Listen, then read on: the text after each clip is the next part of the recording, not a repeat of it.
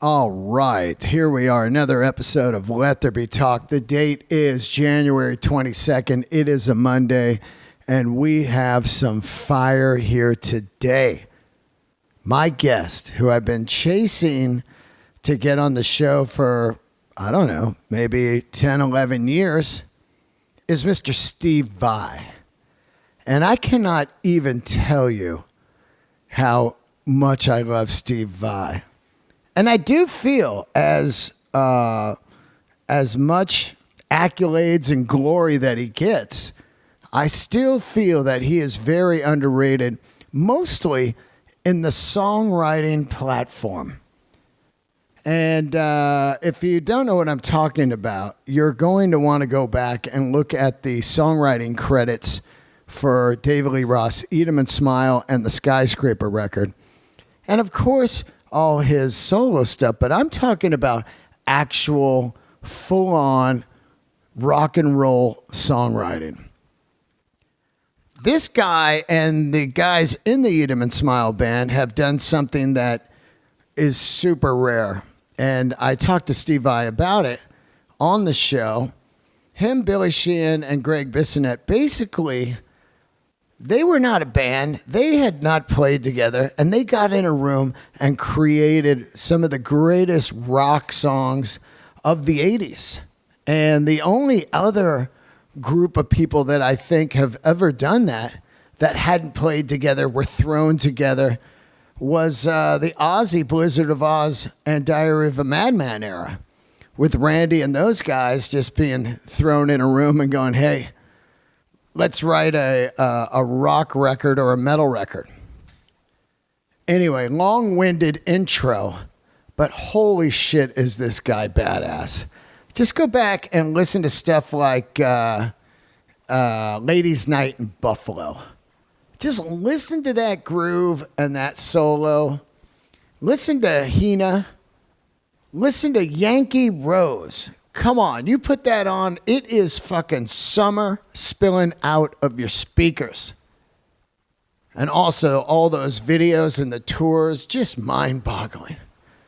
It was great to have Steve Vai on, and what an incredible episode. I'm fucking tooting my horn on this one. My brain was working. We did it in his studio. We were surrounded by incredible instruments. And he was just a fantastic human. Invited me over to his house to lay down a nice hour and a half history of Steve Vai. Going back to Frank Zappa, talking about his short period with Ozzy during the Osmosis record, some Alcatrazz, and we also cover some great stuff about healthy living and healthy eating. I hope you enjoy it, my friends. Before I start the episode, I just want to give you a heads up that I am in Las Vegas today, and I will be here for the next 7 days doing 14 shows at the Comedy Cellar at the Rio Hotel. Come down and see me at this Comedy Cellar. I fucking love this room. I'll be working on a bunch of new stuff because I'm about to go headline all over the place and do a bunch of great shows with Bill Burr. I'll be headlining at the Comedy Fort in Fort Collins, Colorado in March. And also a dream come true. I'm finally getting to do Acme in Minneapolis in March also. Please get your tickets in advance. Please tell friends about this. Tattoo it on your forehead. Carve it in a fucking tree. Let people know. Hang some flyers in your laundromat. Old school. Do whatever you got to do. Spread the fucking word of Dean Del Rey is coming to town. This episode is brought to you by Standard & Strange. I do not mess around with any other stores. I go to Standard & Strange and I get my leather jackets. I get my flannels. I get my boots. I get my denim. All at standardandstrange.com. You can go in their brick and mortar stores in New York, Oakland, and New Mexico, or you can go online, standardandstrange.com. Visit them on Instagram. Tell them I sent you, Dean Del Rey. has sent you. And one last thing. There are a few leftover Bon Scott tribute posters that the great Kai Aarons did. You can get those. In my Instagram is the full info on how to get them. Do yourself a favor and get one of those posters before they're gone. They are beautiful. And, the Bill Burr dates. I mentioned them. I fucked up, though. I wanted to tell you where they're at. Palm Springs in a couple weeks. Going to be out there for some comedy with Bill, and then check out Modernism Week. Going to finally get to go see the Elvis Presley honeymoon house. Cannot wait to see that. And so we'll be in Palm Springs. That's on the website. We will also be in Portland, which I fucking can't wait. I love Portland. Go see my good friend Ship John Mike. Go down there to Ship John's. And we're doing Vancouver, where I will go see the, what's that place called? The Shop in Vancouver. I like that guy. And then I'm going to be in Salt Lake City, land of Jeff Decker, my good friend Jeff Decker. So those are some of the Bill Burr dates coming up I'll be doing. Also, don't forget to go see Bill Burr at the Hollywood Bowl. I just want to give a shout out to that because, holy shit, this man is... he is clicking off all the dream venues in Los Angeles. And so, yeah, heads up. He's at the Hollywood Bowl for Netflix's A Joke Festival. I love all you guys. Thank you. Subscribe to my YouTube channel and also leave a review on iTunes and join my Patreon. There will be a new bonus episode this week and some live Zooming. I might even Zoom later today. I'm not sure. I will Zoom while I'm in Vegas. I'll see you at the clubs. I love all you. Here he is. Welcome to the show, Mr. Steve Vai. How are you, man? I'm doing great. God, yeah. I've been motoring, man. Yeah? The past year and a half, I've been on my solo Inviolate tour. Yeah. Promotion of my Inviolate record. And we just finished that. And that was 194 shows in 51 countries. Wow. Yeah, it was fantastic. And now I kicked off the year with my guitar camp, and it was great. It was a total sold-out event. And then Saturday I leave for G3. Very excited about that. It's a relatively short tour. It's like 3 weeks. And then I've got about a month off, and then I go out with Satriani. Wow. Yeah. Wow. You know, it's, I was listening to your, what's the new thing, Gash? Oh, the Vai Gash record. What is that? I just started listening to it yesterday. Isn't it a good little record? Well, you know what, man? Of course, I first see you on the Eat 'em and Smile tour at the Cow Palace. Yeah. But there's a lot of stuff on there that's kind of Eat 'em and Smile skyscraper-ish, you know? Yeah. Well, what happened was back then, it was after Passion and Warfare, and I was starting to conceive of Sex and Religion.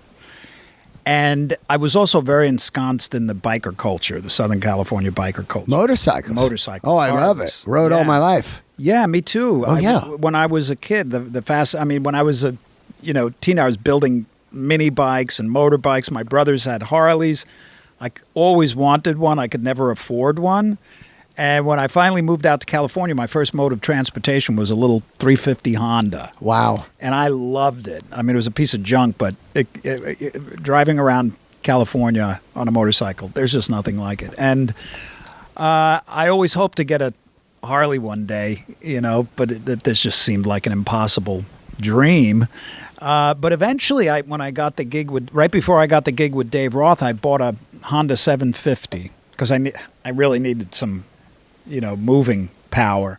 And right after I had it for about a week and I joined the band, I couldn't ride it because it was in the contract. Insurance, because it's a risk. You know, if anything happens to this little finger, it's like millions of dollars. Many people are out of work, so that was part of the consequence. So every day when I was leaving my house, I'd walk through the garage 20 times a day, whatever. And I'd see the Honda, and I'd always say in the back of my mind, one of these days I'm going to ride you again, So then I did the whole Dave Roth stint, and I remember the day I had left the band, and I came back home, and I walked through the garage. I saw the bike, and of course the little voice said, one of these days I'm going to ride. Hey, wait a minute. I can ride you today. Hey, wait a minute. I can go out and buy a Harley. Yeah. And I went out and bought 7 Harleys. Wow. It was wow. my guilty pleasure. It was through a period of time. Right. Where were you buying them at? Like Bartell's? Because I was working. Bartell's was one. I was working at Van Nuys Harley. Oh yeah, I've been in there. I think I got my Fat Boy there. Yeah. Yeah, but I would buy I had a Knucklehead. Oh yeah. I had pan shovels. Yes. I had all these things. And my good buddy from the East Coast, John Sombrata, was a rider, and he was just this amazing guy, kind of crazy, well, not kind of, just really totally unpredictable, charismatic, lovable, insane, and he was a crazy biker. Like he'd win the slow contest. Oh, I love that slow ride. Yeah, he would do wheelies. He'd stand on the seats. He was really unpredictable. Some Indian Larry stuff. Yeah, just really crazy. And he came out, and we started riding together a lot. And one of the things I noticed when we were riding was, I can play AC/DC, and I can play Steppenwolf and, some Led Zeppelin. But I was hearing music in my head that sounded like the way it felt when you rode, like just that feeling of being free, open. When you're driving the bike, you have I know for me and many bikers, that's where the confidence is. Yeah. When it's not in the other drivers. I feel totally in control, and of course you never know what can happen, but I always just really responded to riding, and we did all these great trips all around. I never made it to Sturgis. Oh man, Gash used to bug me all the time. Oh, I did it many times. Yeah, I've always wanted to go. I was always on tour or something, but Johnny had an accident when he was 21. He was riding his dirt bike along the power lines, and he got lost. So he climbed one of the towers to see where he was. And while he was up there, the electricity arced, and it went through his body, and he caught fire, and he fell 60 feet onto a barbed wire fence. Wow. Yeah, and 60% of his body was covered in third-degree burns. It was a miracle that he survived, one of those cases. And just hearing him tell the stories about what it was like and the pain, because his whole body is all scarred up. That's how he got the name Gash. I mean, all of his nipples, everything. His ear was burnt off, but his beautiful angelic face remained. Wow. And it's got this really tough look. So we would ride and ride and ride, and I wanted to make this music, and it was a spur of the moment kind of a thing where I just decided to jump into the studio. I said, okay, I'm going to stop, put everything on hold, go in the studio and just record music that I'd love to listen to when we're riding. And I got to tell you that it took like a week. I just blasted this stuff out. And my goal was to get to your question there. Yeah, I was a teenager in the 70s, and I loved all that real straight-ahead rock. Of course. And that was in me. And then when I was doing the Roth thing and the Whitesnake and these kinds of things, it's a certain kind of straight-ahead music. I wanted the Gash record to be even more straight-ahead, just total rock and roll, good melody, uplifting, empowering, all those things you feel when you're riding. And I recorded the record, but I needed to put vocals on it, and I didn't have a singer. I tried singing myself, but that was an abysmal disaster because I don't have a rock and roll voice. And Gash, he didn't know he could sing. None of us knew because he wasn't a professional singer. But he could actually sing. He could croon. He would do Frank Sinatra amazingly well. But every now and then I'd hear him scream, or I'd hear him give a Led Zeppelin, ooh yeah, or something like that. And I'm like, wait a minute, what's going on there? So I brought him into the studio, and I just could not believe the voice that came out of his mouth. It was, my goodness, it had so much, because of him, you got to know him. And it just had so much swagger and confidence and cheekiness. and intonation and power. I mean, it was effortless for him. It was remarkable. And he nailed all that stuff. And we used it when we rode, and it worked beautifully because it is very uplifting, simple. I mean, the guitar solos are like 4 bars or something, you know. I mean, I didn't do anything that was, outside of very simple, because that's what I wanted, you know. And when you put your mind to it, you get it, you know. So I had to go back then to recording the Sex and Religion and finish up all that stuff. And my plan, because I only had recorded 8 songs with Gash, and my plan was to go back and clean it up, record a few more songs, and do something. But he tragically was killed in a motorcycle accident. Oh, fuck. Yeah, and I was so disheartened that I just took the whole project and put it on the shelf and turned my back on it. And I would listen to it. I started listening 10 years later, maybe, and I really liked it. It still lit me up, you know. So I kept threatening myself that I was going to, go in there, fix certain things, maybe try to add an instrumental song, because I didn't have him on anything else, and then mix it and then release it. And then years passed, and then I just decided last year, you know what? I'm not doing anything. I'm taking the tapes. I'm going to bake them exactly the way I left them in 91, and hand them off to Mike Frazier, who's an excellent mixer. And I did that, and I got it back, and it was this record. And the nice thing also is, because it was recorded on analog tape, I went through great lengths to make authentic vinyl. Oh, great. So it's like analog source, analog mixing, and analog mastering. And it was mastered by Bernie Grundman, who is, he's the best. He's been doing this for 50, 60 years, and he's the go-to guy. He's done everybody. And he kind of came out of semi-retirement to do this for me.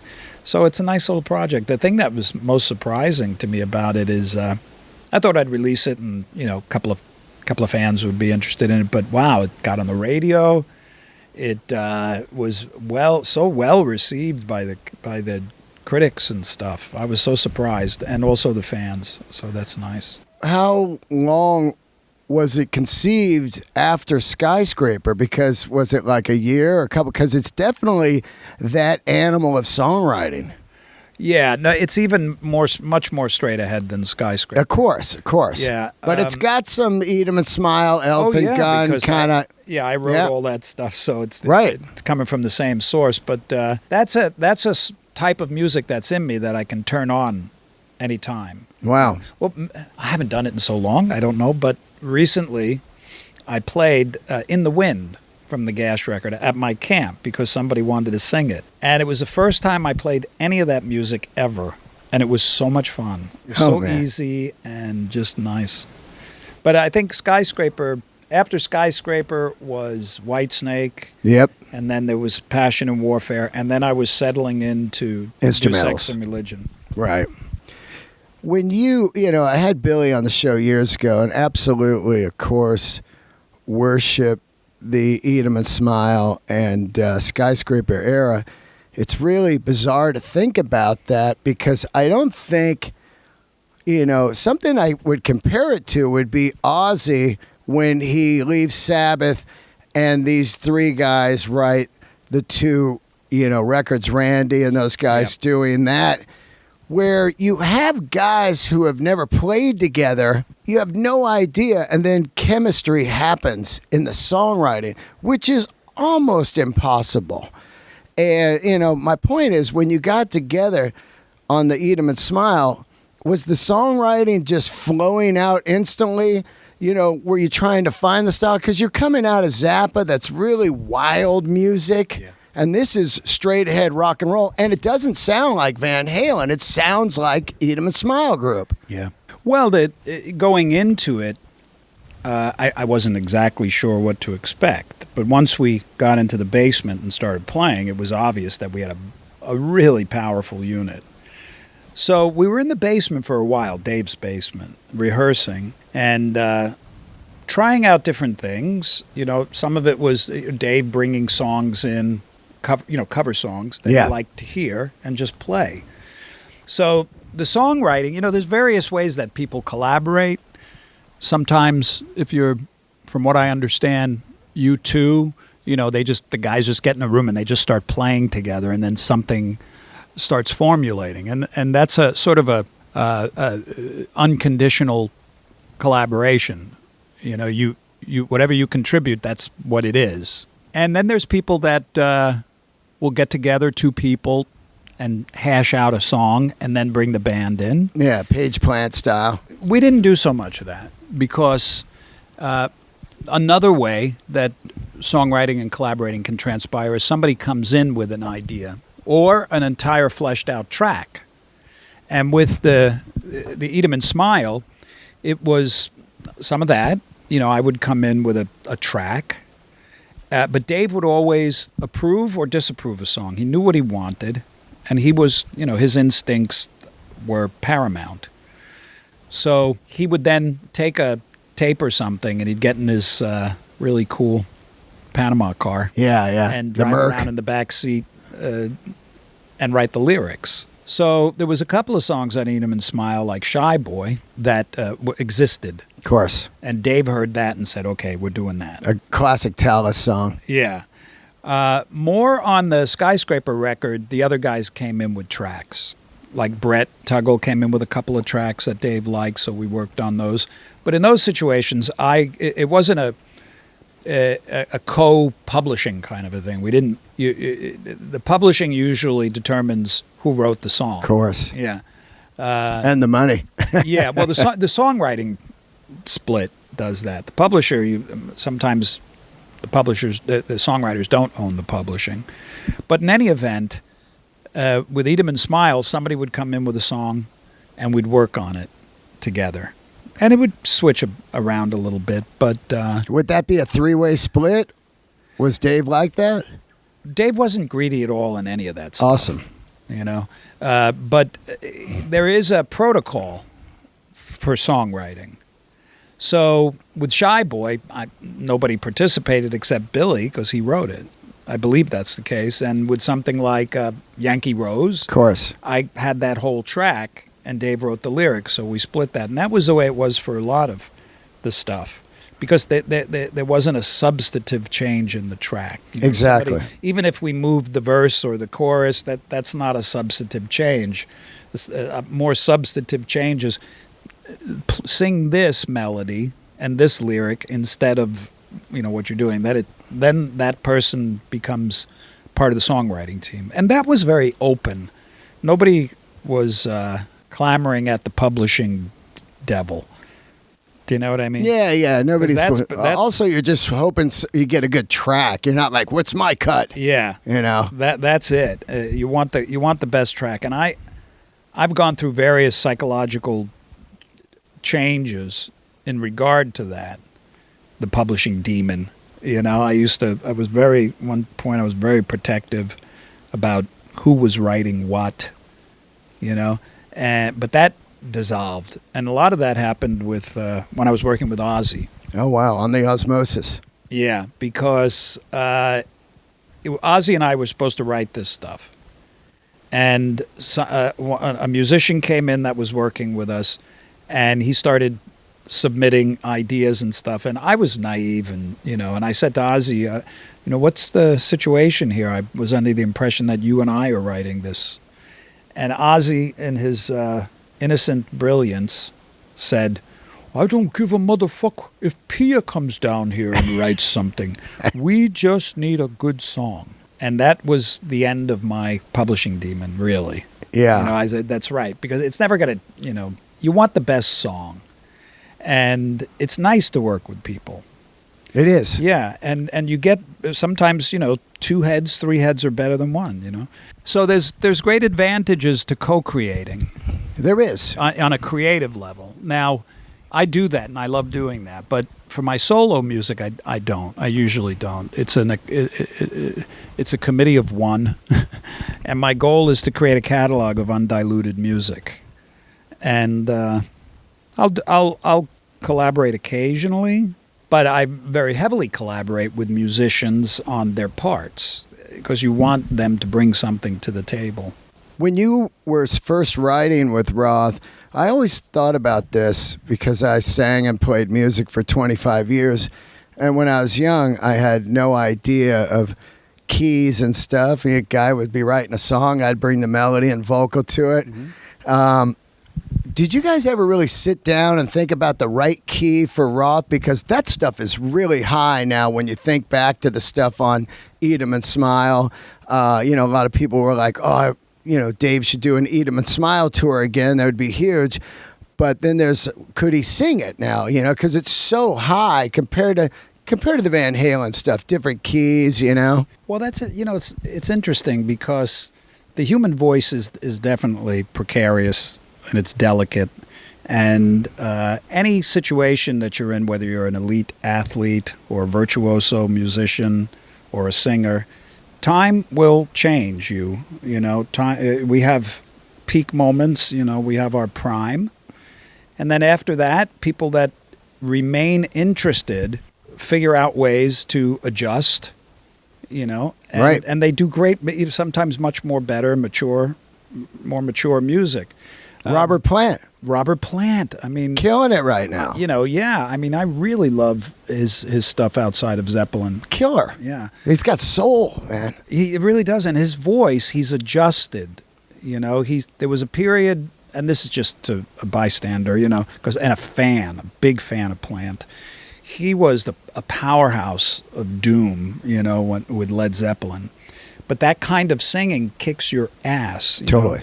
And there was a period of time where he had to find that adjustment, and he'd change keys. They wouldn't change keys as much as he would change his register. Yeah. Change the notes. Style and everything, yeah. But then later on, it started with the Honey Drippers, Yep.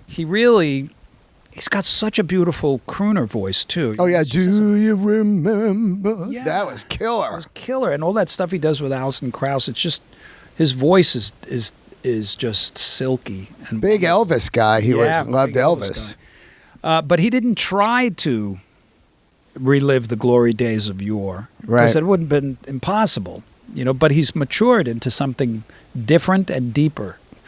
So the thing about Dave Roth that I've noticed, which is kind of odd, is he's gained a register. Wow. Dave's intense. I mean, you see him on stage jump in the early days doing splits and stuff like that, and you see many imitators try to do that, and their little legs go bloop. They have no idea that while I'm sitting in the studio recording something, Dave is stretching his legs for 45 minutes and slowly inching them out each minute, and until he's he's unbelievably disciplined that way. Oh, man. In everything he's ever done. Yeah. From dog training to, paramedic. Paramedic, Amazon, helicopter flying. Japan, everything. I mean, he's the liver of life. Kung Fu, black belts. Yeah, Yeah, tattoos. Yeah, everything. So he did the same with his voice. Yeah. He trained. He had teachers. So I've noticed that he's gained a register. Right. Now, the quality of the register takes a different focus in a sense, and the control of it. Yeah. His control isn't bad at all, but I don't think he'd have a problem singing any of that old stuff. What about that night where it looked like you guys almost were going to get together at the bowling alley? Yeah. Down there, and then the fire marshal. Was that any truth to that?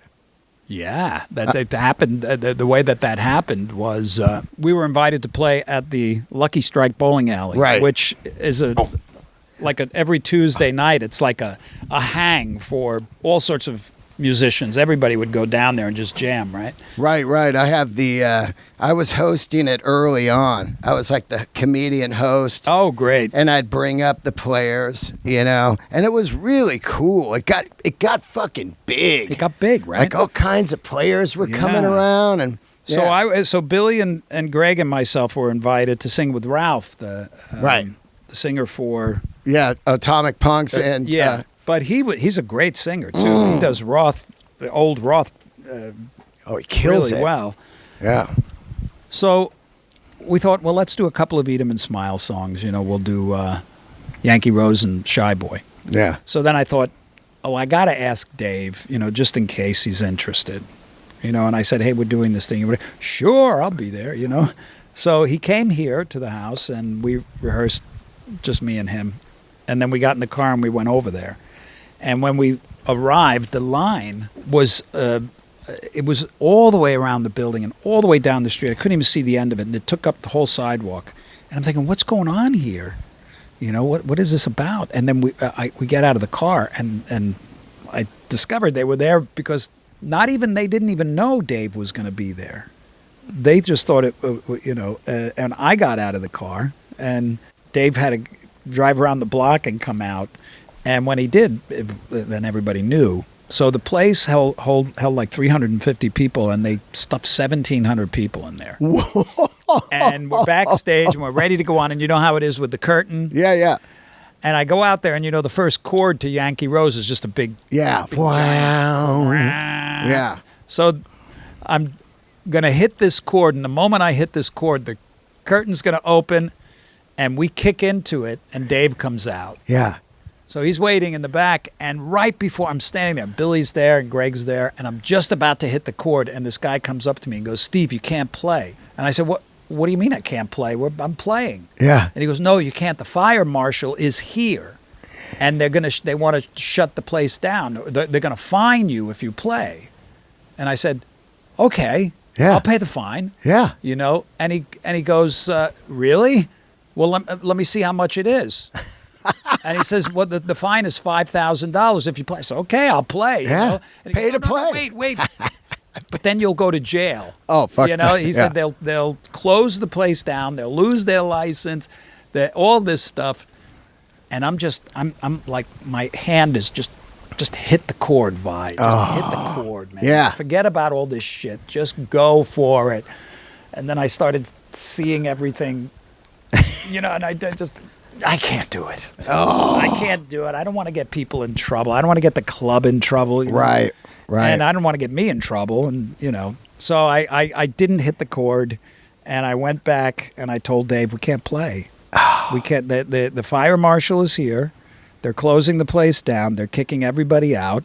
And if we play, we're going to get in real trouble. And Dave, in his brilliant marketing mind, said, perfect. We'll get more press out of this than if we played. Absolutely. And by golly, he was right, because the next day I couldn't believe we're on the cover of newspapers. Unbelievable. On the cover, and it was true. The line went all the way around, and the fire marshal came in and they closed us down. So after that, never thoughts of reforming?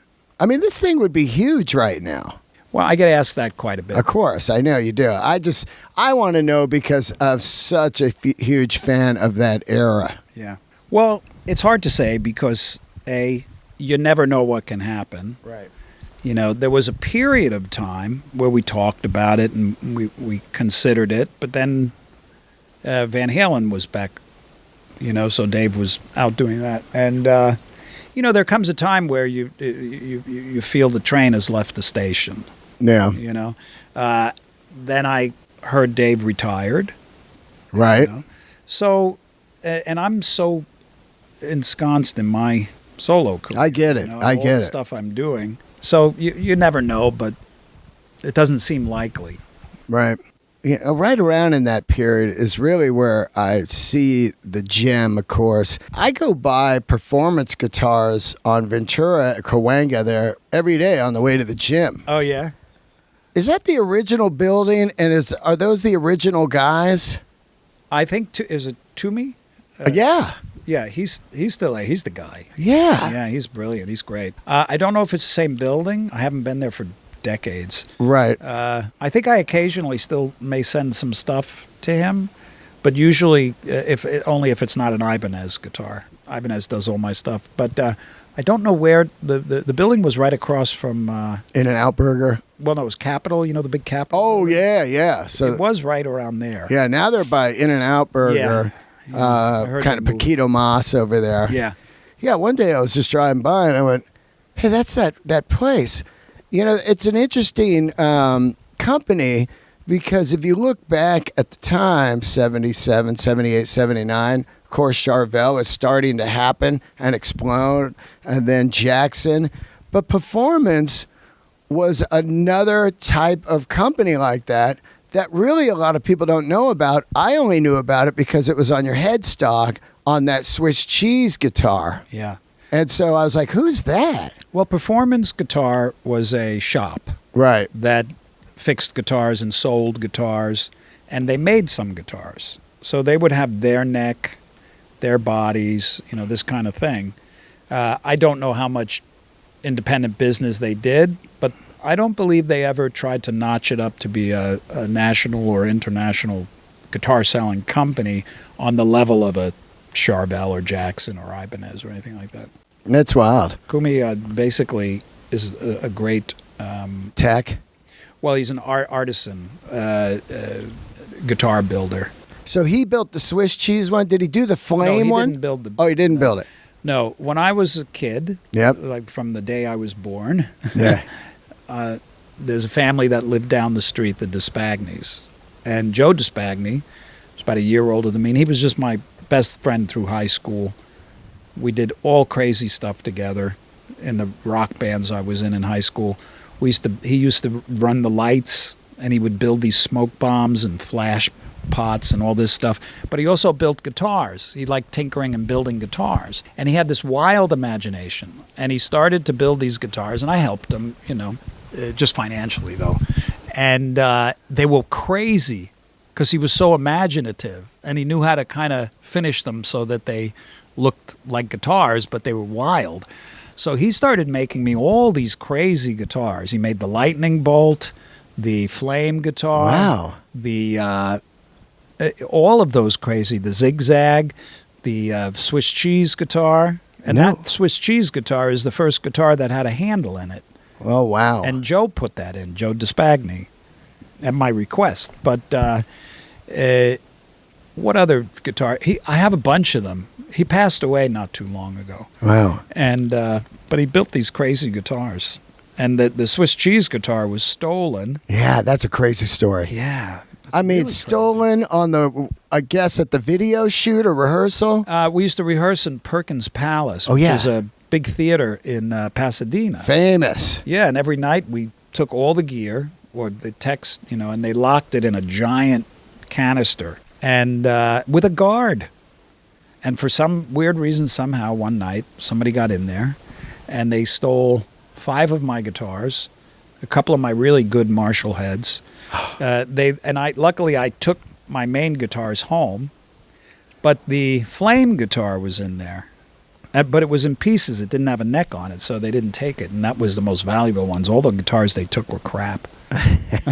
But then it's found like found 100 30 years later, yeah. In some guy's attic. Yeah. That's Yeah. crazy. That's crazy. We got a call.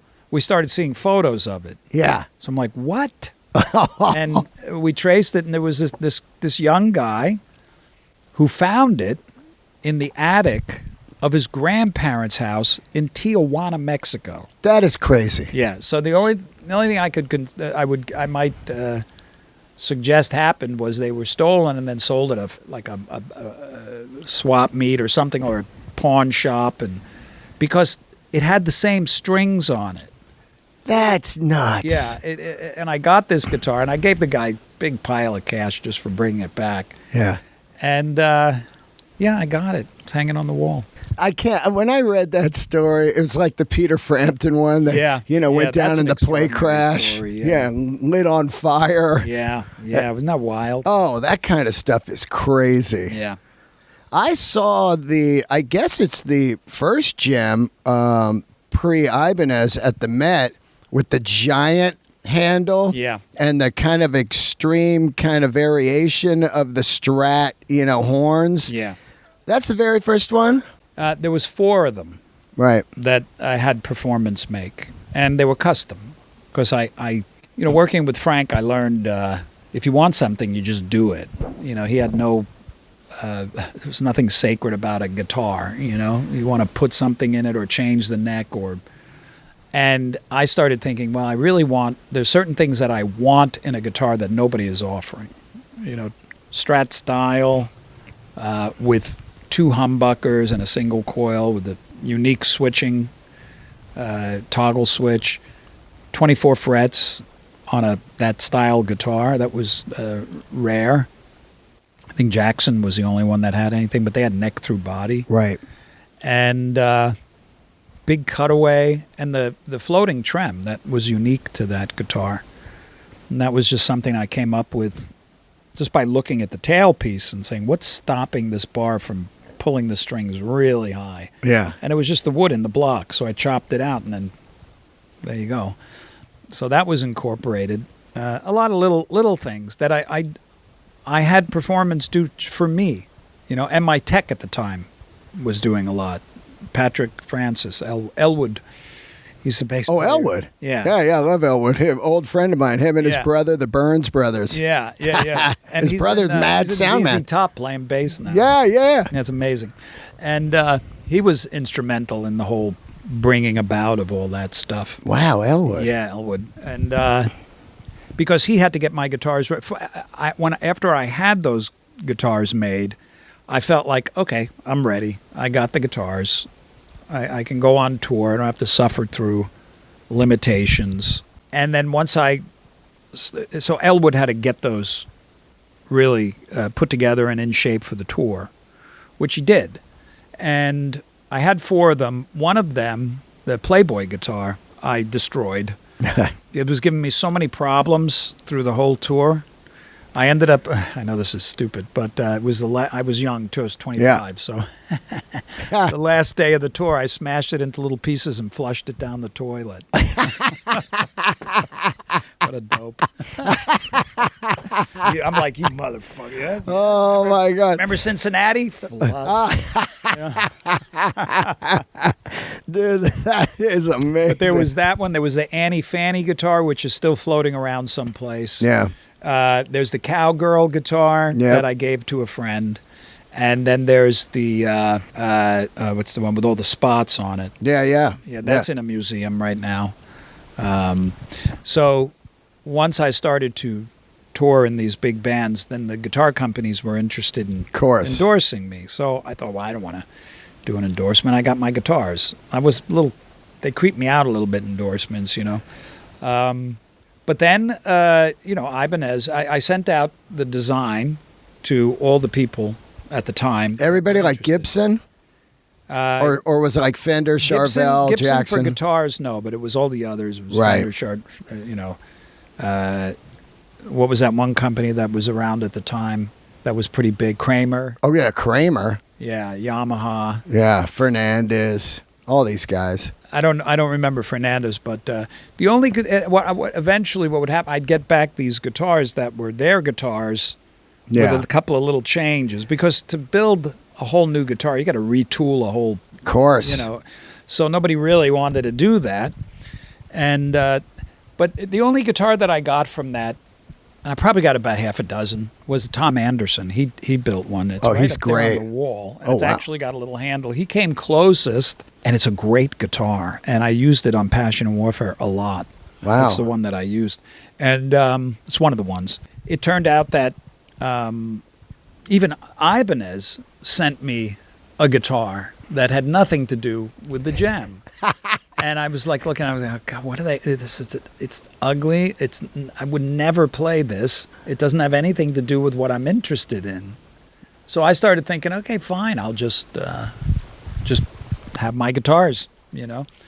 But then Ibanez came back, and because when I told them no, you know, when I told all the other companies, no, thank you, but this isn't right. They're like, okay, fine, you know. They weren't going to retool. Ibanez came back 3 weeks later with a Jem.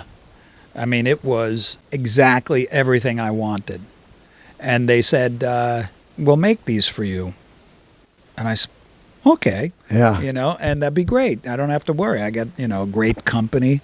And they said, we'd like to make them for other people. And I thought, well, I don't know, you know, because I don't know, it's so me. Yeah, right. It's not like these other guitars. It's like the Eddie Van Halen Stripe guitar. I always say, like, you play that. Now you play it as an homage. Yeah. But back then you'd play it, people would be like, what are you doing? Yeah. You know? Which is weird because Jimmy Page is full Les Paul, and you play Les Paul and you don't go Jimmy Page, you know? Yeah, you know, but it's the Les thing. Paul is more like an institution. Right. At the time, this was something totally alien. Yeah, So I'm so quirky and weird. You know, I said to them, okay, you can make this guitar for the public, but it's going to be in 3 day glow colors. Yeah. And you're going to put a monkey grip. And that's like, what? You know, this weird American kooky guy. And I said, I was so innocent and naive. I'm just like, well, that's what I want. I don't know. Yeah. And they built it, and boy, oh boy. It was like lightning struck, man. I couldn't believe it, because then they made a lower end version without the handle. It became the RG. Yep. And that became the leading, at some points it was the biggest selling guitar in the world at the time. And now it kind of bounces between second and third with the Les Paul. Wow. It's the Strat's number 1. Yeah. Oh, the Strat's number 1. That's from what the information I receive. Yeah. So none of it has any meaning to me, really. I don't really care. I just know I have my guitar.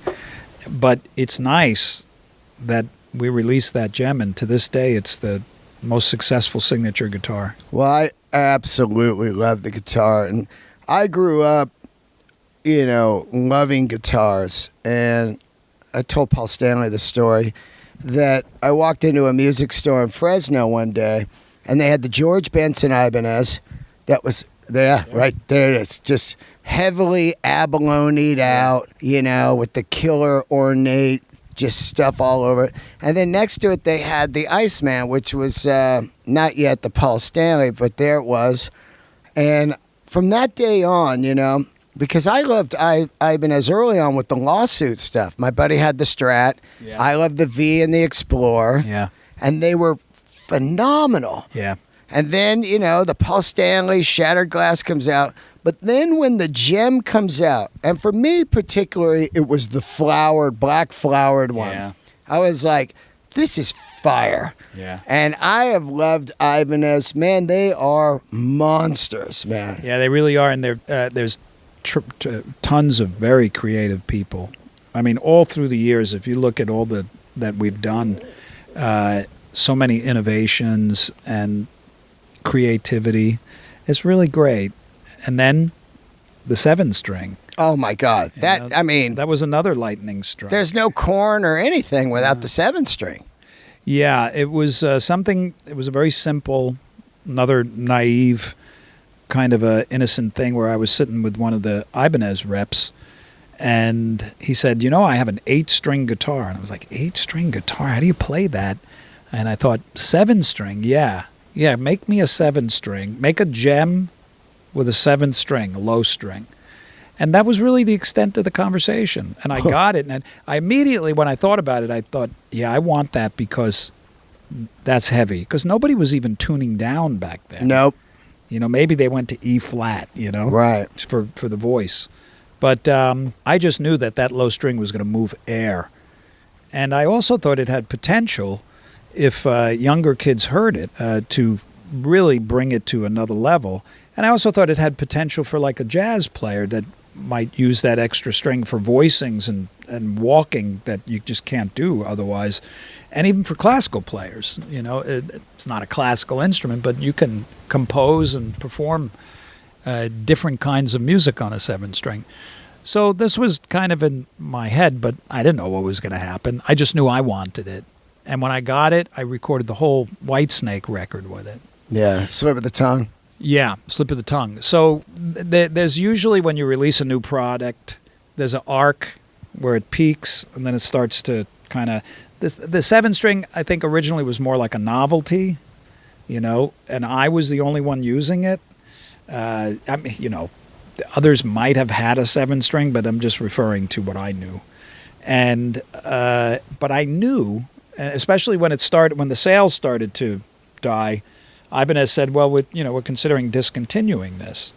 And I said, wait a little while. Wait at least a couple of years, even if you only sell like 10 a year. Keep it in production, because I was under the, my instincts were telling me that while I was using it, there's probably going to be some kids, a few, that are inspired by what can be done with it, and they may really do heavy stuff. Because I was doing Whitesnake, and I had an extra string. Right. I didn't build the music around the 7-string and the whole gent style. Right. So I kind of thought the next generation, there has to be a few that have embraced the 7-string because they saw it. They were fans, maybe, and they saw it, and they said, oh, I know what I'm going to do with that. Take it to another level. Take it to another level. And sure enough, I'm driving down the street some years later, and this music comes on the radio, and I knew immediately it was a 7-string. And it was beautiful, heavy, rich, intense. I pulled my car over and listened to the whole song, and I was just stunned. And it was Korn. It was a new Korn record. And the guys had done exactly what I thought somebody was going to do. Oh, yeah. They were fans. They saw the guitar. They say, we don't really improvise, but give me that string, And they tuned it down and took it to, heavy metal hell. Yeah, when you hear it, it's like, you're like, what is that? Yeah. It's totally a different sound. It's just like chainsaw. Sugar and all those bands from that picked it up. And then, it evolved into 8 strings, and some guys are playing 9 strings. Yeah. So it's nice. And it's funny, I do interviews, and sometimes they say to me, so with everybody playing the 7-string, do you think you'll ever play one? For which my stock response usually is, well, probably not, because it's already done. Yeah. Man, it's, the Ibanez, I really feel like what you've done for Ibanez is just insane. There had to be some kind of killer deal struck, because early on, an endorsement would be like, hey, kid, here's 2 free guitars. You take a photo for Guitar Player, and we're good. Frankly, that was the conventional deal until I came along, because I didn't want to do an endorsement per se. Yeah. Because I had done them, and they're a slippery slope. You can get in trouble, and then you're limited. So I thought if I ever went into an endorsement deal, I have to have the right guitar. That's first and foremost. And it has to be a company that has great management, because you can have a great instrument. And if you don't have a solid company that knows how to respect their product and give it legs to run, your great ideas are useless. They're good for you maybe, but you can't share them. So Ibanez they checked all the boxes. So first, I had the instrument I wanted. Second, they are an incredible company, solid, great foundation, and creative, and very supportive, And they build anything I want, It's crazy. I come up with these crazy ideas, and I look at the Hydra, So it wasn't uncommon at the time for endorsers to start receiving a royalty on their signature instrument. Everyone sold? Yeah. Any of the signature instruments sold. But because the Jem was such a unique instrument, it wasn't like a Les Paul with a particular frets and, volume pots and all this stuff. It was a rebuild. I had a substantial royalty rate. And it's the gift that keeps giving. Wow. Yeah, it's really an amazing past 35 years. Yeah, 35 years. Now, are you still on the original deal, or was it ever upped like, hey, let's up the deal even after so many years, or it's the original deal? Well, elements of the deal are the same. I'm not at liberty to discuss Of course. But elements of the deal are the same. Of course, in some ways, it's better now. Wow. Because it's been so consistent. The consistency through thick and thin is it's a miracle. I mean, the RG, we've always come out with something interesting for people. And the Jem is just, it's an incredible instrument. It's fire. You know, it really is. It's a killing machine in the sense of the way it's built for virtuoso players. You know, and of course now there's new developments with the new players and stuff that are interesting and great and right on time. You know, but the Jem is it's a classic now. Yeah, it is. It's been over 25 years. It's like 37 years or something. You know. And that's such a blessing. Yeah, my deal has been really great. You know, it's one of the things that I highly recommend to aspiring musicians when they're starting to figure out how to balance their economics as a musician. Yeah. There's various ways that you collect money as a musician. You can teach, you can record, you can upload stuff, you can have endorsements if you've got the goods. You know, so all these things, you know, a musician uses for their bread basket, you know, and many musicians, unfortunately, can be intimidated by the business infrastructure of the music industry, for which I always say there's no need to be intimidated. It's all based on your ability to navigate the business is always going to be based on your attitude about the business. And this goes for any business, you know. And I've always seen the music, and of course there were times that I had a very combative attitude about the music industry. You think that's from Frank? Coming from the Frank world? Absolutely. Right. That was part of it. You know, Frank was very independent, and there's and also from people who have just disgruntled. Oh, yeah. You know? Oh, yeah. That believe that, and I know because I'm that way, I believe that my music should be heard and I would want it on the radio and all this stuff. It's never been, but I get it, you know? Yep. But what you start blaming, you know, when you start blaming others, you're cutting at the root of your ability to move forward, really. That's some great advice right there. Yeah. Because there are those dudes that just... I call them tumbleweeds. The business just passed them by because they didn't understand business. They're like, I wrote the songs. I'm an artist, dude. Yeah. This shit should, you know, I don't Instagram. I don't YouTube. I won't, you know. And it's like, hey, good luck on that, you know. That's fine if they don't want to do any of that. Right. My suggestion to them is it's not difficult. And it's not complicated to at least understand what you're signing and how your business is run, because you're the boss of you. And once you own that, you don't have to engage in all this stuff, but you should know at least. And you have a high quality know when something doesn't feel right to you. Bashing the business because you're afraid of it and you believe that it is at the cause of your lack of popularity or success it's an attitude.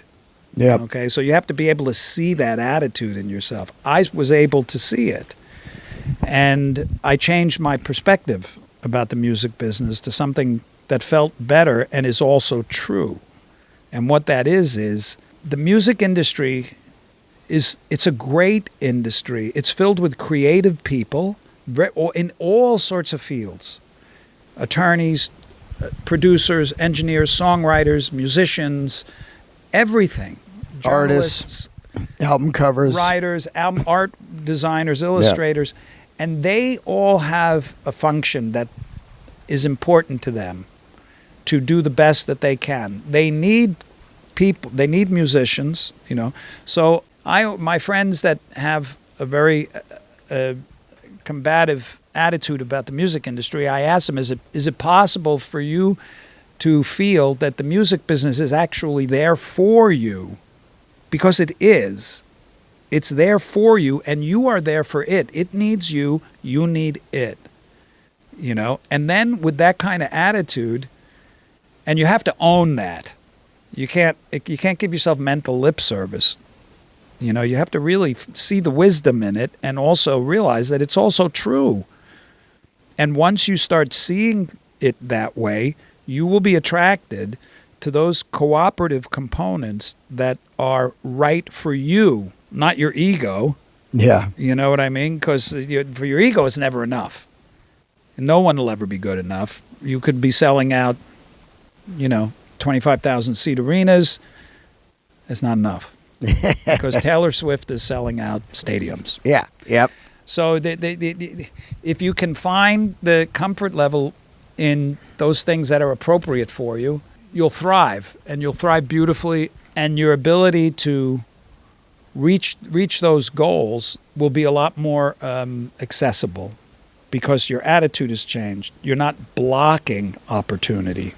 Your opportunity is on your radar when you feel friendly with the music business. And this holds true for anything, any business. And it also holds true that there's a percentage of people in any business that are nefarious and that are insecure within themselves and victims in their mind. And when that happens, you're functioning from a place of lack, so you must take, and you become blind to what's actually happening, which is the potential for a beautifully co-creative situation. Right. I read somewhere that Roth really opened your eyes to the way to navigate through the business. Well, Frank did that. Yeah. He didn't do it consciously. And Dave did it too. Everybody's done it. Everybody that I've worked with, you pick up stuff. But Frank was the first because I didn't know anything. Nothing. And I watched the way he did his business. He was always fair. He never ripped you off. But he told you what time it was beforehand. I'm going to pay you this, and it covers this, and you need to do this. Do you accept it, And then just the way that he navigated independently was big for me, because I always felt independent. I never liked the idea of going into another studio, and I always wanted to record at my own studio. I always wanted to produce my music myself and engineer it. Like, my music has always been like a little secret to me, like a little playground. And I've always kept it that way. I do a lot of other stuff with other people, but I learned a lot from Frank about integrity. One of the, you learn powerful lessons very simply sometimes. And one of the biggest lessons in business that I learned from Frank was a situation where, so I used to transcribe for Frank before I joined the band. So I was like 18. And you used to get paid by the page. And when I would transcribe Frank's music, I'd have to send it to Washington to be copywritten. And he would get paid by the page of the. So I remember I said to Frank once, I stretched this song out instead of doing it in 4/4, I did it in 2/4 or something like that, because that was my mindset from where I grew up, and the kind of stuff I was exposed to was like, what can you get? Yeah. What can you get? Yeah. And this is still a conditioned thought in most people's mind. What can I get? So when I mentioned this to Frank, I was proud that I had figured out it was kind of like cheating on your taxes and getting away with it. It's not right. It's not, but you're getting something. Right. So you found a loophole. You found a loophole. Yep. So I remember I explained this to Frank, and I said, so you're going to make more money. And Frank, he said to me, and I'll never forget, it changed everything for me. He said, transcribe the song the way it's supposed to be. I don't need to make my money that way. Wow. And I was just, no one has ever said that. No one had ever said that to me. It was always get what you can get. Yeah. So there was always something in me that was uncomfortable with that, because I was always very generous, And finally, when Frank said that, I dropped an axe. I said to myself, you will never cheat anybody for anything. There's no reason. There's no need. It's a statement about you. Yeah. If I do that, what I'm saying is I believe in lack, So that was a powerful economic lesson from Frank, and it served me well. Dave was similar in a way. He never, Dave Roth and David Coverdale, these guys were solid people, when it came to finances. And Dave Roth didn't really do much of the financing. I didn't speak to him about any of that stuff. Right. It's like a Pete Angelus thing. And yeah, it was Pete. Right. But Dave was smart. I mean, I'm not Well, really yeah. at liberty to tell you some situations where you'd say, really? He did that? That was smart. Wow. Yeah. We had crazy shit like, you know, he owns the lighting rig, ends up renting it back to Van Halen on Yeah. their tour. That the kind PA. of yeah, the He PA. owned the PA. And he rented it back, and finally they got tired of paying. And he said, well, if you let me in the band, Yeah, we can use my PA. Yeah. Something like that. Yeah, you know, right. you got to get it from the horse's mouth. Yeah, I'm right. Just, you know. I wonder, and since you were with him for many years, have you ever seen Dave where he's not being Dave, where you just sit down and because I opened for him once or twice actually, 2 nights in a row, and it seemed like there was like almost if Dave didn't know you were there, he was a different Dave, but if you came in the room, he'd turn that Dave on. Well, like anybody else, he had various dimensions to his personality. Right.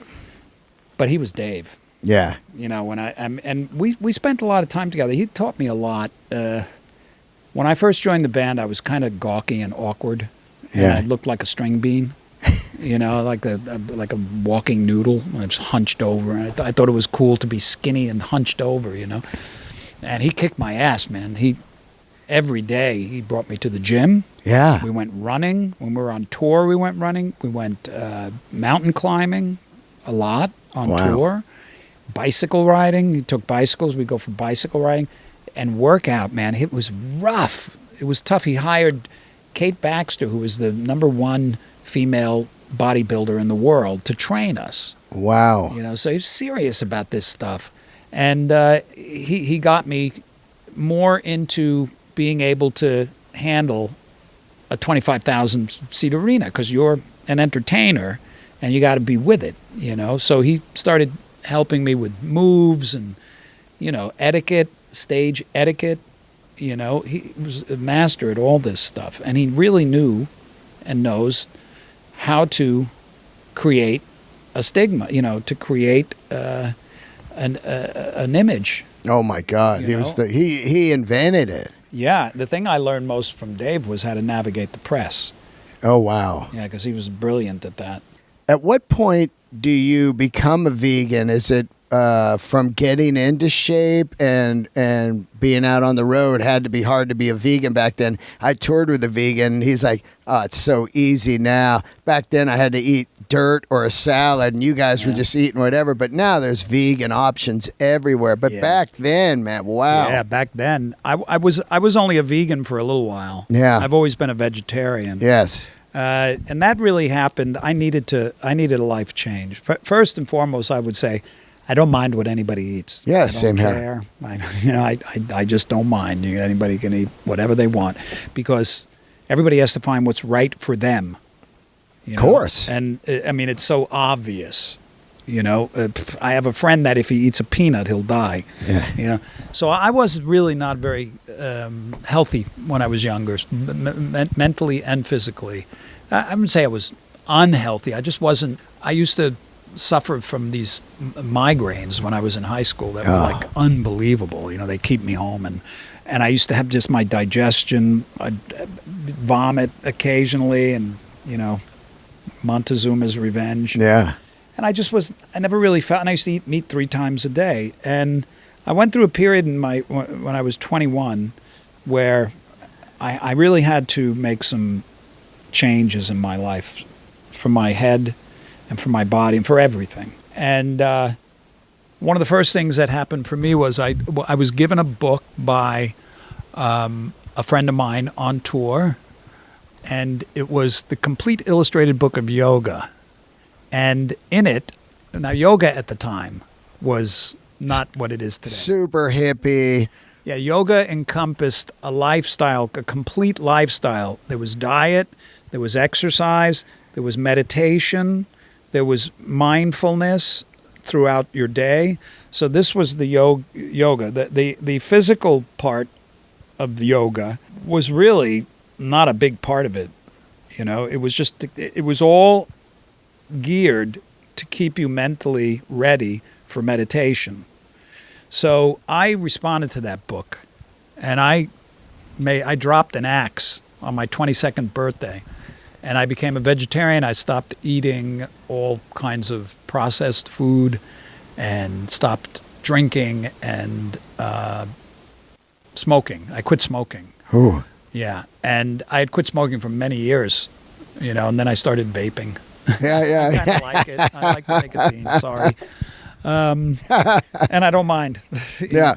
So back then, being a vegetarian, and I was no meat, fish, chicken, or eggs, or anything made with that. You know, dairy and cheese and all I would eat, so that's not vegan. But I noticed an immediate change in my physicality. Immediate. The migraines stopped, and this was, okay, so I'm 63, so this is 41 years ago. Yeah, you look dynamite. Thank you. Yeah. I feel 63, you know? Yeah. And I'd never had another migraine. You know, and Wow. it's so rare. If I vomit, it's because I ate like bad food. Yep. And if I've got Montezuma's revenge, it's because I don't know, I drank the water at some place that I shouldn't have, you know. But other than that, it's worked for me. But back then, trying to find a vegetarian restaurant, they were Crazy. rare, and you had no internet. So Nope. I would buy this book, and it would have all the vegetarian restaurants in the country in it. And when I'd get on tour, I would just look up where I was and find a vegetarian restaurant that way. And many times, you know, they closed because they just weren't doing great. You know, Yeah. they were always like folding. And Especially middle America. yeah. Oh, my God. Yeah. Yeah. You And know? other places around the world. I mean, Yeah. I remember I was in Russia. They didn't even have a word in the dictionary for vegetarian. You know? Yeah, right? Yeah, you know. So it's interesting to see how that's become more and more people choose that, and that's fine. You know, I could give you umpteen reasons. You know, there's books written about how the planet would change Oh, yeah. if people. I mean, I don't want to start Just the ozone, just the ozone, Yeah. the trees, of course. so much. Your health, Yeah. you know. I quit sugar 7 years ago. You Yeah. know, had diabetes, reversed it. Yeah. And it's amazing what your body can do when you fix it. Yeah. It'll just self-heal. It will, but you got to heal the mind first. Oh, yeah. Oh, I tell people that all the time. They always go like, well, how did you do it? And it's like, well, I was in a spot in my mind where I loved doing stand-up comedy so much that I am not going to sacrifice that for some fucking candy Yeah. or whatever you're Yeah. going to eat. So I always tell people, look, the first thing you have to do is get yourself happy and right. Yeah. Because whatever your problem is, binge eating, binge spending, drugs or whatever, it's because you're not right in your mind. And that's the hardest part right there. So I happen to be in a happy space in my mind of like, I'm happy. I'm doing comedy at 58 years old. Holy shit, I can do this. Yeah. Yeah. The worst thing that a person can do is something that they believe is not good for them. You know what I mean? Oh, yeah. Because it creates a conflict in the mind, and that's what controls the body, you know. But everybody has to find what's right for them. And it's how you feel about the food you eat that's important. If you're in tune, and you know, you won't reach for things. They just won't be on your radar. You'll prefer other things, but that's based on where you are, your emotional equilibrium. Yeah. You know, so you can't change. You can change your behavior, but it's not going to change things. But you can change your mind. Your behavior is not going to change your mind. You have to change your mind and allow your behavior to follow. But that is an inside job. That's the truth right there. Yeah, there's nothing that you can be inspired by things in the outside world. Inspired. But at the end of the day, in your mind, you have to make that click. And for food, it's everybody has their different, ways of approaching it. You know, what's right for them and how much they can eat. But instinctually, if you're centered, you don't reach for those things. They're just not. It's not that you want them and you're just not taking them. They're just not. The thought just doesn't come. You know what I mean? Oh, yeah. Other thoughts come. So Yeah, with me, it's fruit. Oh, my God. This fruit tastes way better than the fucking Starburst plastic Right? I was eating. yeah, This is right? incredible, these blueberries and strawberries in the morning, you know? Yeah, and it just takes a shift. That's it. It's just a shift, and a habit is just a thought that you practiced. And if you're like a drinker, you know, physiologically, there's changes that take place with drugs or something that you take in, but that clears itself up in a matter of days. You know, Yeah. your body readjusts. It's the psychological component that really is at the core. Were you ever a drug guy? No. No, I didn't think so. Nah. You played around a lot of drug guys. That had to be an interesting navigation. Yeah, when I was a kid, I smoked pot. Right. But when I hit that age, I just stopped everything. And yeah, I never even tried cocaine. Wow. Yeah. And you were in the 80s yeah, it where was piles. it was around. I hardly saw it because like Billy and Greg and those guys, they didn't do any of that stuff. Right. And you know, if you don't do it, nobody's sharing it with you. Yeah. And plus, there was a bunch of reasons. One is I just didn't want to be dependent on something, and I knew that the bad thing about drugs is they're so good. You know, when you start taking them, it's like, oh yeah, euphoria. You know, but then you crash. Yeah. And so that was, I didn't want to get in that, and also it blocks your creativity. You know, you think you're being creative, but you know, it's not. It never seems authentic to me if I'm high and I write something. You know, and also it's expensive. Oh my God. You know, back then, crazy. Yeah, and I liked money more than drugs. You know, and also people that would get gacked out just turned into idiots. Oh my God. Yeah. The worst. You're like, oh no, here comes fucking Gack Man. Gack Man at 5 a.m. You're sitting there talking with somebody that On a tour bus. explaining the secrets of the universe and talking about like, I ate my suitcase. You know, it doesn't make any sense. Let's go to Disneyland tomorrow. Yeah, You know? and this incredibly false sense of superiority. Yeah. Drugs can do that. And then the opposite happens when you come down. So I just never really, I knew that if I started shooting heroin or something like that, I'd probably love it. Of course. You know, so I just never went there. Let me ask you a little bit about amplifiers, because you were one of the guys that played Carvin, which is really insane. It was like you and Craig Jaquiso from the Starship, and it was always like the fourth amp in the world. You know, you have Marshall, Fender, and then you'd get into, of course, later all the boutique stuff of Matchless and everything. Yeah. But Carvin and Peavy, that was always an interesting animal. If somebody played those, you're like, well, they had to have gotten them free or whatever, you know, because it wasn't really, and it wasn't like they were bad. It was just kind of like, at one point, they weren't even considered rock and roll. Yeah. Yeah, in the early days, Carvin approached Frank and gave him some amps, and I liked the one that I got. And I never owned amps. I remember if I wasn't spending money on drugs, I wasn't spending it on amps because they were really expensive. And I just saved and bought a house, you know. Oh, it was. But at some point, Carvin did give me a whole X100B amp stack, and that was my first stack. And I was just nuts about it. I mean, I just sit and stare at it. It sounded okay. I wasn't a big fan of the Marshall sound. You know, I was always looking for something different. So I played that for a little while, and then I moved on. And then Carvin came back and said, you know, we want to do something with you. I said, well, if you want to do something, we got to start from scratch. So they said, okay.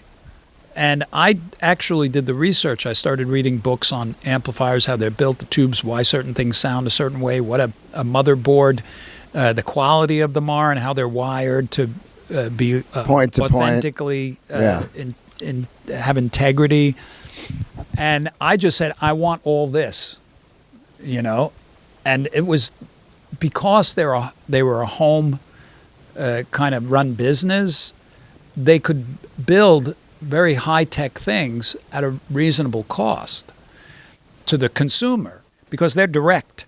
Right. You know, you buy your stuff not in a Guitar Center, you buy Carvin from Carvin. So this cut out a whole middleman.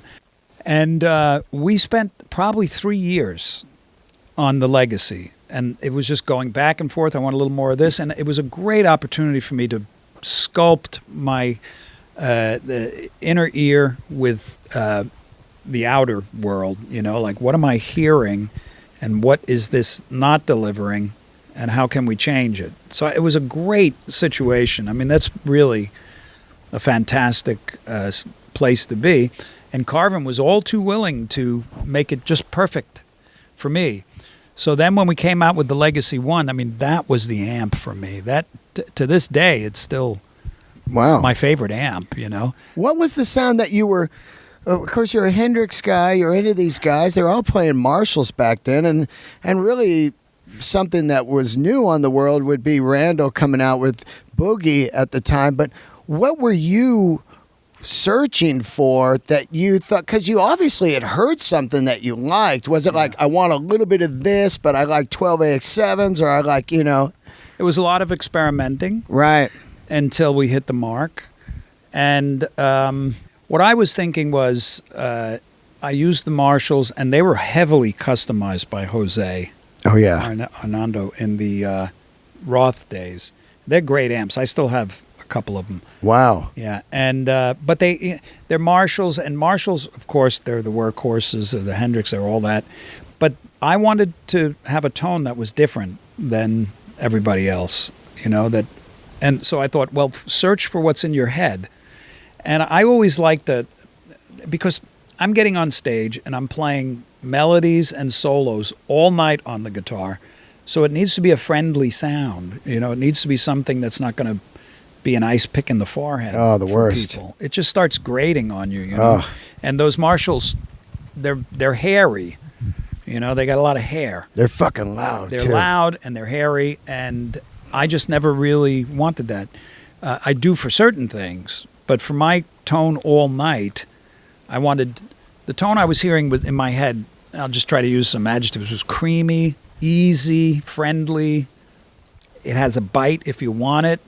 It's smooth, you know. It's not a lot of spiky top end. Yeah. And it needs to sing, you know. And I need to be able to play my legato style, which, you know, is more difficult on some of those other conventional amps, because the Legacy has a little compression to it, and it's got a smooth gain, and I use a lot of gain. Right. So I can... It's easy. It's friendly for me to play. That sound on Ladies' Night in Buffalo, to me, that is like, it is the perfect tone, because you got that cool verse tone. Yeah. That's just kind of semi-clean funk, and then when it comes to the solo, it's full soaring. Yeah, man. that is a Marshall. Oh my God, it's just... You know, a funny story behind that. Yeah. Okay, so I had very little experience with Marshalls. And I joined Dave Roth's band, and I was about to play arenas. Oh, yeah. So I needed to up my game. So I started buying all these Marshall amps and, you know, different kinds of amps. And then I got the Carvin. And we were in the studio in San Francisco, I believe it was. And I recorded Going Crazy with the Carvin X100B. And that was a guide track, you know, but we kept it. Same thing with Ladies' Night in Buffalo, except when we started to record some of the other tracks, the Carvin wasn't cutting it. And the other amps I had, they weren't developed enough. So I was kind of panicking. Lucky for me, in the next studio was Steve Stevens. Wow. And he was, at that point, he had his A game when it came to sound, man. He knew the Marshalls, he knew the cabinets, he knew everything, you know. And he loaned me his Marshall head and a cabinet, and most of the record was recorded with that. Wow. Yeah, Ladies' Night in Buffalo, I believe, is that amp. And that whole guitar track was a guide track. No shit. Yeah, it was one pass guide track. I said, because I had all these ideas, and I did a demo, and it's for that song, and it's like top 40 sounding. It's got keyboards, got all these guitars coming in and out. And we were in the studio, and we were about to build it with Ted Templeman. And I said, well, let me just lay down a guide guitar. So, and I just did that. And they said, well, that's it. We got it. And I said, no, I got it. Nope, that's it. I'm like, oh, well, what do you do? Wow. That record was recorded in San Francisco? Various places. Because that's where I'm from. I had no idea. Like, what, the record plant or... Oh, Fantasy. Oh, yeah, we God. did some there. We did some here. And we did some at the power station in New York. Wow. Let me ask you a little bit about working with Eddie Kramer on Alcatrazz. Being a Hendrix guy, that had to be kind of mind-boggling. Here you are, Grant Bonnet, you in the studio with the guy that made the classics. It was remarkable. I learned so much from Eddie Kramer. He is a rock and roll producer, man. I mean, he knows how to get that grit, how to get that sound. He did so much great stuff. Of course. Led Zeppelin, Kiss. Yeah. He did that Kiss a lot. He did all that stuff. He did all the Hendrix. And I learned so much because I was from a completely different school of thought.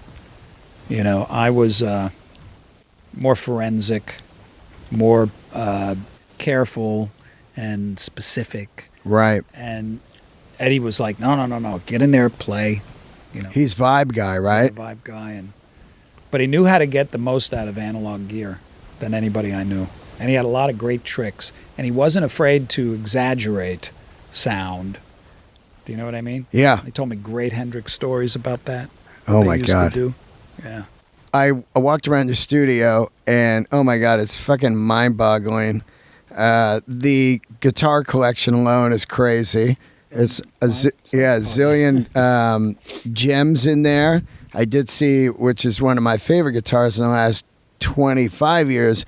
Back there in the dark corner was a Relic Notecaster, which I think is like the greatest, just kind of singer-songwriter Tom Petty machine, Yeah. But not really any vintage guitars in there. We are pretty close to the king, my good friend Norm. Yeah. At Norm's Vintage. Did you go through a vintage thing? Do you have vintage guitars or no? No. I have a couple, like these ones on the wall, these hard guitars. They're from 1903, but they're like, the thing about vintage, it was the same thing for me. It just never, I make music based on what I'm feeling and like anybody else. And when it comes to guitars, I'm not a aficionado. I can't really tell you a lot about the guitar. When I'm designing it, I know everything. The kind of neck, the fret dimensions, the ohmage on the pots, the wood. Everything. I knew the wood, everything. But that information is kind of like boring to me in a sense. And I like guitars that have functionality. So if you go in that room and look around, every guitar, there's something unique that it offers. Most of them, unless it's just like a Les Paul or my few Les Pauls or whatever. But there's baritone guitars, there's 7 strings, there's guitars with sustainers that have weird whammy, but there's all sorts of things. And that's what I like. I like collecting guitars that have unique functions. There is a great romance in owning vintage, but I just don't resonate with it. Yeah. It's like, I get it, man. You're Steve Vai. You play the shit out of these crazy guitars. You need an amazing tremolo on it, Yeah, that's kind of like how I function, To me, and I've tried. I remember once I said, okay, I was recording Alien Love Secrets, and there was a song, Boy from Seattle, and it required a clean single coil Strat. And I always wanted an old Strat, just to have it. And I had saved, because at the time a really good old Strat was like $17,000. Yeah. And I saved and I had it, and I'm like, okay. And I went down to all the music stores in Hollywood, and I said, bring me your best Strats. Bring them to the studio. And I sat for days and went through Strats, old Strat after old Strat, I ended up buying a $500 Japanese knockoff Strat because it felt the best, and absolutely sounded the best. What I was looking for, yeah. Wow. And I said, what am I chasing, antique instruments for? They never really sound great to me in a sense. I don't like new guitars either. Yeah. They kind of, it's like a new car. Some people like that. I like a new car, but a new guitar just feels too pristine. It's not worked in. I like to get my sweat in it. I like when it gets a few bumps and grinds in it. So I've never really had an attraction for vintage. I definitely appreciate the romance behind it. Right. But they're expensive also. They're crazy. If I wanted 10 vintage guitars, it's $1 million. Yeah. It could be.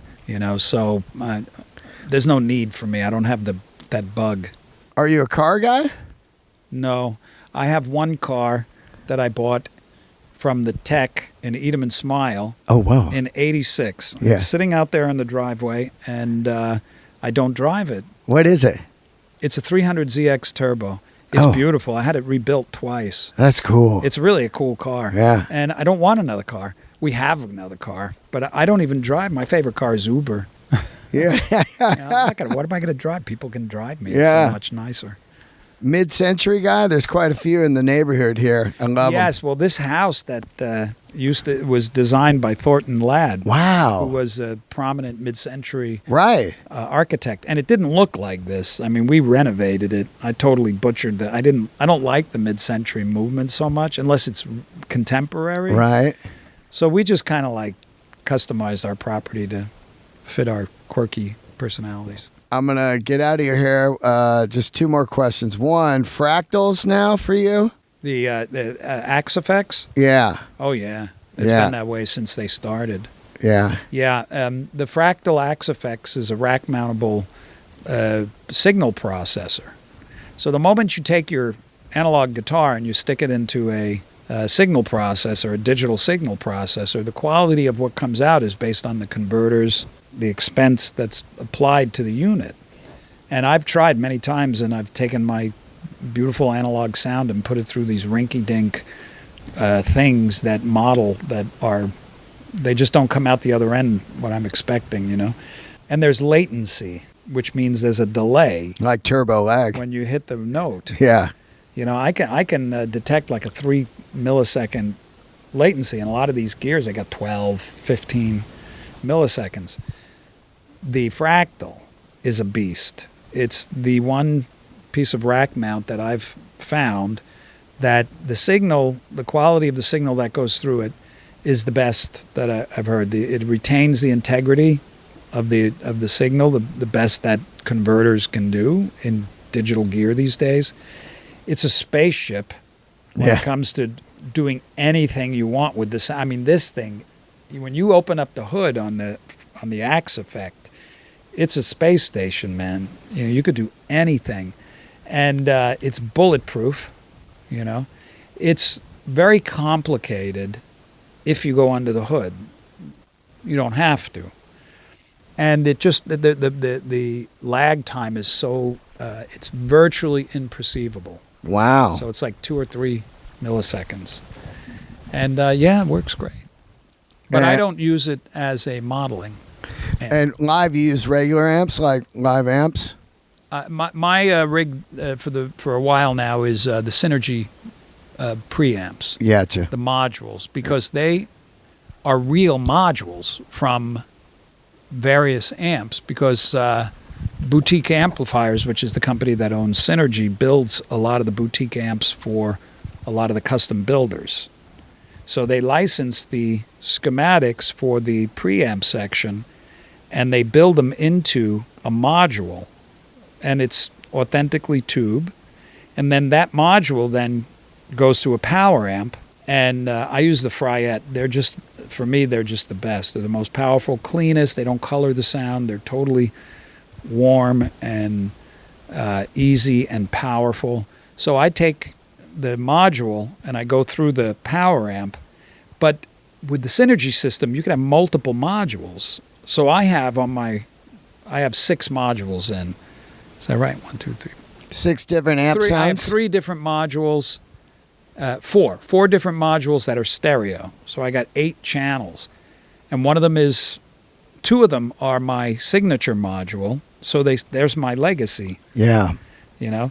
And then I've got a plexi and a bassman. Wow. Yeah, but I've got. I saw Go those. in there. I'll show you when we go in there. Yeah, I saw those like heads out there. Yeah, there's racks of modules, so I can put any of those in, and it's like having that amp. Comedy guy? Oh yeah, Stand-up comedy? I love it. That's one of my favorite pastimes. Yeah? I got to come see you. Yeah, anytime. Comedy store. man. Anytime. Who do you like? You watch stuff on Netflix? I like Bill Burr. Yeah. I like. It's funny because for some reason my feed is showing me a lot of Rodney Dangerfield. Oh, God. Killer. Yeah, really great stuff. Killer.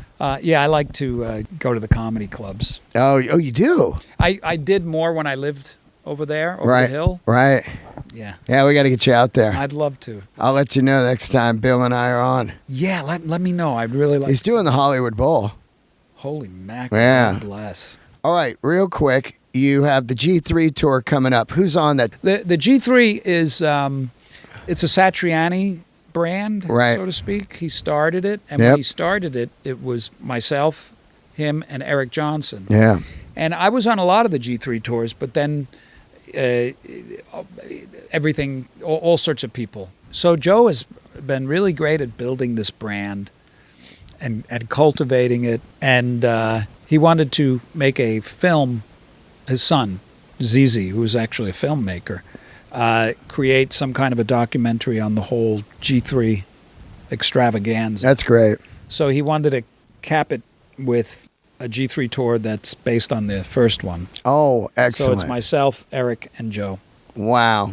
And each guy plays what, like 45 minutes? Yeah. Yeah. And then we jam at the end. That's cool, man. Yeah, it's great. It's a great format. And Piece of then cake. when's that start? I leave Saturday, Oh, wow. and I think the first show is either Monday or Tuesday. Well, thanks for having me, man. Oh, you know, I'm just so fired up. I've been trying to have you on for years, you know. I had Keneally on. He's an old friend of mine. And Scott and I played together, and Scott. we've known each other 30 years or something. Really? So I was like, I got to get Vi on, man. Yeah, I Scott mean- wrote to me, and that Eat 'em and Smile tour and the Skyscraper tour are just so fucking great to me. thank you. You know. Thank you. I feel blessed to have had that opportunity. I Oh, still my- can't believe it. You know. Oh, yeah, man. Hina. That's a tune, Oh, man. thank That's an underrated tune to me. Yeah, it's one of my favorite. It's just so cool. Yeah. All right, thank you so much. All And you right, got an brother. Instagram, right? You sure Steve do. Vai. Everybody follow him and go see the G3 and check out this record that he just dropped with Gash. Yeah, If- Vi Gash. It's a yeah, great you are record. gonna dig it if you are into the Eat 'em and Smile era of rock and roll. Yeah, Thank you guys for tuning in. you got it.